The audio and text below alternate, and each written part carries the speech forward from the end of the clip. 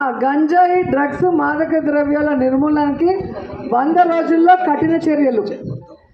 ఇంతకన్నా బూతు నా బూతు అసలు చంద్రబాబు నాయుడు ఎమ్మెల్యేగా ఉన్న కుప్పంలో గంజాయి సాగు పండించిన ఫోటోలు వీడియోలు అక్కడికి వెళ్ళి పోలీసులంతా అక్వైర్ చేయటం మనం చూసాం.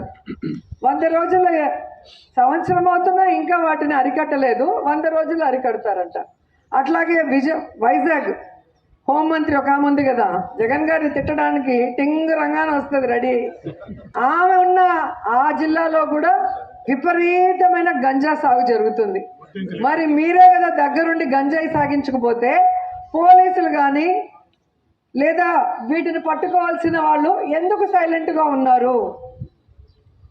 మన జగన్మోహన్ రెడ్డి గారు సెబ్ అని పెట్టి ఇసుక కానీ గంజాయి కానీ ఎక్కడా కూడా పండించకుండా ఎక్కడా అమ్మకుండా ఎంత పగడ్బందీగా వాటిని నిర్మూలించారనేది మనకు తెలుసు. కానీ మన మీద దుమ్మెత్తిపోసిన వీళ్ళు ఈరోజు వీళ్ళ పరిస్థితి ఏంటి? హోంమంత్రి జిల్లాలో సీఎం గారి జిల్లాలోనే విపరీతంగా గంజాయి పండించి ఈరోజు ప్రజలకు అందుబాటులోకి తీసుకొస్తున్నారు. ఈ నగిరి నియోజకవర్గంలో సిగ్గుచేటు. మన గవర్నమెంట్ 5 ఏళ్లలో కూడా మనం పట్టుకున్న వ్యక్తులు తెలుగు యువత హరిప్రసాద్, పుత్తూరుకు చెందిన వ్యక్తి. అతనే రాశాడు స్వయంగా, నేను ఇది ఎన్నో సంవత్సరాలుగా చేస్తున్నాను, ఇది నేను పుత్తూరు తీసుకెళ్ళి కాలేజీలు ఎక్కువ ఉంటుంది, ఎడ్యుకేషన్ హబ్, అక్కడ అమ్ముతాను అని చెప్పి ఆ రోజు మన గవర్నమెంట్లో మనం పట్టుకోగలిగాం.